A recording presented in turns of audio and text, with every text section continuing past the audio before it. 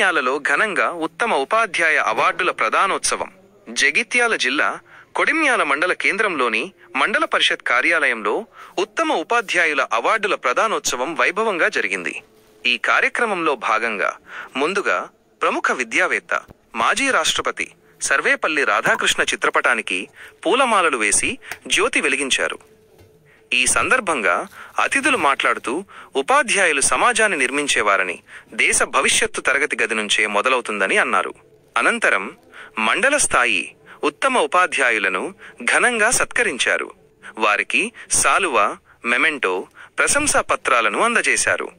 ఈ అవార్డుల ప్రదానోత్సవంలో తహసీల్దార్ కిరణ్ కుమార్, ఎంపీడీఓ స్వరూప, ఎంఈఓ ఐత శ్రీనివాస్, పలువురు ఉపాధ్యాయ సంఘాల ప్రతినిధులు, అవార్డు గ్రహీతలు మరియు ఇతర ప్రముఖులు పాల్గొన్నారు.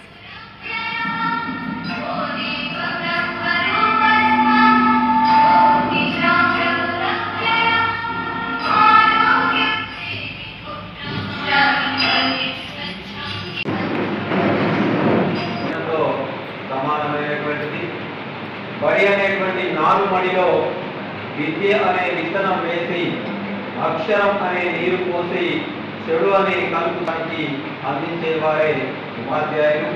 ఇట్టి ఉపాధ్యాయులను ఈరోజు మన మండల స్థాయిలో సత్కరించుకోవడం అనేటువంటిది చాలా ఆనందదాయకం.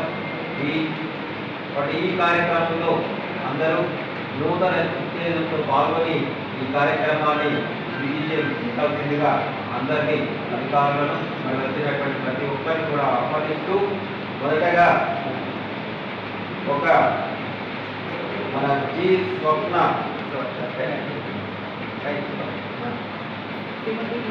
మేడం గారు నాకు గురువు.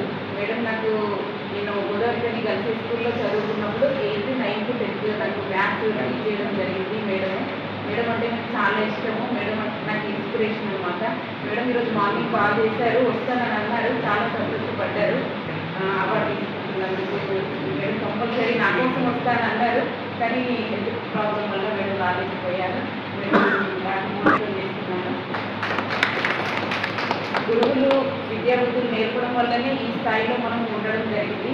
వాళ్ళు నేర్పిన కష్టంలో ఎట్లా కష్టపడాలి, కష్టపడే తత్వము, అవన్నీ మేడం దగ్గర నుండి నేను చాలా విషయాలు నేర్చుకోవడం జరిగింది. ఓన్లీ చదువు నేర్పి ఫస్ట్ మేము స్టార్టింగ్లో చాలా భయపడే వాళ్ళము. తర్వాత మేడం దగ్గర తీసి మ్యాథ్స్ బాగా నేర్చేసేవాళ్ళు. అట్లా నాకు చాలా సంతోషం అనిపించింది మేడం అందరిలో ఇక్కడ నేను వర్క్ చేయడము. నాకు ఈ అవార్డు ఇచ్చినందుకు, నాకు సెలెక్ట్ చేసినందుకు ఎంఈఓ గారికి ప్రత్యేకంగా ధన్యవాదాలు. Thank you all.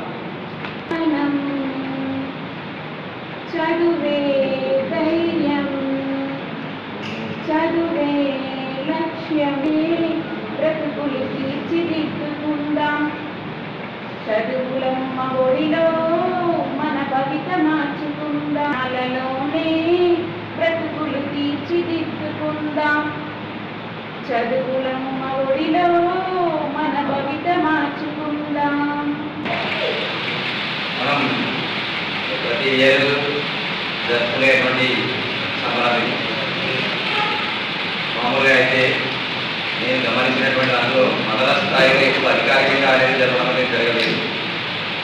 స్థాయిలో విధంగా ఒక కార్యక్రమాన్ని జరుపుకోవాలి కాబట్టి ఆ కార్యక్రమంలో బాగా కొందరు ఉపాధ్యాయులను మన మండల స్థాయిలో సెలెక్ట్ చేయడం అనేది జరిగింది. అందరికీ కూడా మరోసారి శుభాకాంక్షలు తెలియజేస్తూ,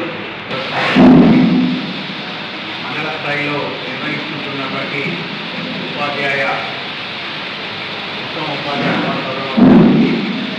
విశేషమైన సిడిఓ గారికి, ఎంఓ గారికి మరియు కాంపిటేషన్ గారికి, అదేవిధంగా పాల్గొంటూ వచ్చినటువంటి ప్రధానోపాధ్యాయులకు, పాఠశాలకు, తర్వాత అవార్డు రైతులందరికీ కూడా నమస్కారం. మన కాంప్లెక్స్ గారు చెప్పినట్టు ఏ ఉపాధ్యాయులు కూడా పెద్దవాడు కాదు, అందరూ కూడా పిల్లలకు జ్ఞానం అందించాలనే ఉద్దేశంతో ఉంటాం. ఏ పని చేసినా కూడా మనకు మైండ్లో మన సెన్సర్లు ప్రభుత్వ ఉద్యోగాలన్నింటిలో కూడా ఇంకేంటంటే ఉత్తమమైనటువంటిది ఉపాధ్యాయ వృత్తి. ఉపాధ్యాయ వృత్తిలో ఉన్నటువంటి ప్రతి ఒక్కరూ చాలా సంతోషంగా ఉంటారు.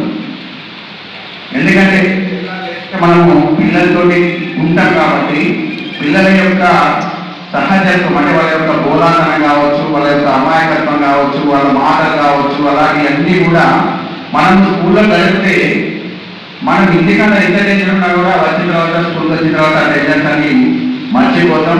మర్చిపోయి పిల్లలకు మమేకమై వాళ్ళతో ఆడుతూ పాడుతూ మనం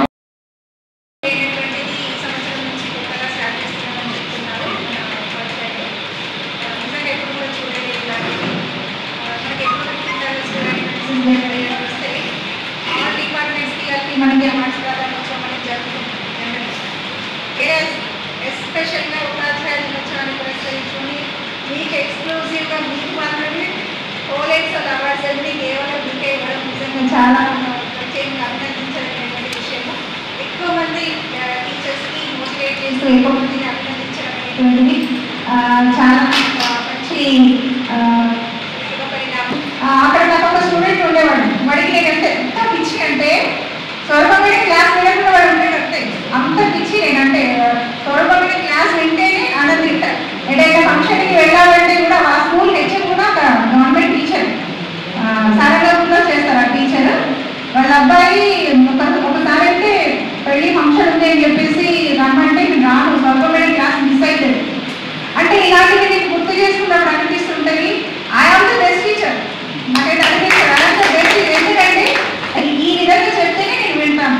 అంటే మన పిల్లల మనసును గెలుచుకున్నప్పుడు ఖచ్చితంగా ప్రతి పిల్లవాడు కూడా భవిష్యత్తులో గొప్ప వ్యక్తిగా తీర్చిదిద్దబడతాడు. లభించు సారాన్ని విద్యార్థులకు మంచి ఆనందము అనుభవిస్తావు. ఓ ఉపాధ్యాయుడా, విజ్ఞాన పదకుడా, జ్ఞానమయ కిరణాలు ప్రసరించువానుడా. ఓ ఉపాధ్యాయుడా, తరతరాలకు విద్యలందించుతావు, అంతరాలను బట్టి మోదించుతావు. ఎవరెంత ఎదిగినా మూలమవుతావు. సార్ అన్నట్టు ఈ సంఖ్య పెద్దది, కానీ జిల్లా స్థాయిలో మరి అవార్డ్స్ ప్రతి సంవత్సరం అంటే కలెక్టర్ గారి తక్కువ సంఖ్యలో అవార్డ్స్ ఇస్తున్నట్టు మనకు కనబడుతుంది. రెవెన్యూలో మా కలెక్టరేట్ తరఫునే అవార్డ్స్ ఇస్తున్నారు. కానీ మొదటిసారి మండల స్థాయిలో కూడా చేస్తున్నారు. కలెక్టర్ జిల్లా ట్యూషన్సే కాకుండా ప్రతి ఉపాధ్యాయులు దాదాపు నిమిషం స్టాఫ్ అంటారు, మనం ఇవన్నీ టీచింగ్ స్టాఫ్ అంటారు. ఈ మండలంలో ఎంతమంది స్టాఫ్ ఉంటారు, మొత్తం జిల్లా లెవెల్లో మా స్టాఫ్ ఉంటుంది. కానీ ఆ డిపార్ట్మెంట్స్లో కలిపి మళ్ళీ జిల్లా స్థాయిలో అవార్డు వచ్చేసరికి అవార్డ్స్ ప్రశాంతపడతారు. ప్రశాంత తక్కువ స్థాయిలో ఉంటాయి. మీ డిఓ గారి తరఫున డిఓ గారికి మరి అదే జిల్లా కలెక్టర్ గారి తరఫున తక్కువ అలాగే కొంచెం సంఖ్య పెంచారు. మండలం ప్రతి అగర్ కానీ జనరల్ కానీ మండలాల వారిగా ఒకరిద్దరికి ఇలా ఇవ్వడానికి ఇస్తే బాగుంటుందని నా అభిప్రాయం. అనేది ఇంతకుముందు వారు చెప్పినట్టు అందరూ మంచిగా వర్క్ చేస్తారు. కానీ అవార్డు సెలెక్ట్ చేసినప్పుడు కూడా వాళ్ళకు ఇబ్బందులు చాలా ఉంటాయి. అంటే అవార్డు సెలెక్ట్ చేసినప్పుడు చాలా ఇబ్బందులు ఉంటాయి. ఎందుకంటే ఎవరు సెలెక్ట్ చేయాలి, ఏ విధంగా చేయాలి, కాంగ్రెస్ తరఫున మండల తరఫున వాళ్ళు సెలెక్షన్ చేసినాక మళ్ళీ మాకెందుకు రాలేదు విధంగా ఉంటాయి. కానీ వాళ్ళ వాళ్ళు మనం తెలుస్తుంది వాళ్ళు తెలుస్తుంది. కాబట్టి అందరూ ఉత్తమ ఉపాధ్యాయులే. కానీ ఎవరు అందరూ జిల్లా కానీ మండలం కానీ చేయాలి కాబట్టి వాళ్ళు చేశారు. ఎంఈఓ గారికి, ఎంపీడీఓ గారికి అందరికీ ధన్యవాదాలు. కాబట్టి ఇక నేను ఎక్కువ సేపు సమయం తీసుకోకుండా ఉపాధ్యాయులందరూ మండల స్థాయిలో చాలా సక్రమంగా బోధన చేస్తున్నారు. కానీ ఒక ప్రైమరీ స్కూల్లో మాత్రం ఒక తరగతికి ఒక ఉపాధ్యాయుడు ఉంటే ఇంకా విద్య చాలా అందుతుంది. హై స్కూల్లో సబ్జెక్ట్ ఒక టీచర్ ఉన్నారు, ఓకే సంతోషం. కానీ ప్రైమరీ స్కూల్లో మాత్రము ఆ సంఖ్య తగ్గడానికి కారణం ఏంటంటే ఒక సంఖ్యను బట్టి టీచర్లు ఉంటారు. కాబట్టి ఇల్లు గట్టిగా ఉండాలంటే పునాది ఉంటుంది. పునాది అనేది ప్రైమరీ గట్టిగా ఉంటేనే హై స్కూల్ బాగుంటుంది. కాబట్టి ప్రైమరీ స్కూల్లో తరగతికి ఒక ఉపాధ్యాయుడు ఉన్నట్లయితే ఖచ్చితంగా ప్రైమరీ స్కూల్ డెవలప్ అవుతుంది. అక్కడి నుంచి వచ్చేటువంటి హై స్కూల్ కూడా సంఖ్య పెరగడానికి అవకాశం ఉంటుంది. ఇంకా హై స్కూల్లో కూడా చాలా సబ్జెక్టు టీచర్స్ ఉన్నారు. కానీ గురుకుల తర్వాత మనం కొన్ని హాస్టల్ కాబట్టి కొంచెం ఆ విధంగా మన సంఖ్య కొంచెం ఇబ్బంది కలుగుతుంది అందరికీ. కాబట్టి ఇక కొన్ని ఉపాధ్యాయుల సమస్యలు కూడా ఉన్నాయి. ఉపాధ్యాయుల సమస్యలు అంటే okay sir. I wish you all a happy Teachers' Day. Going to become to this stage. Thank you very much for honoring all the teachers by felicitating them by giving them Best Teacher Awards. I would like to express my sincere gratitude to all the judges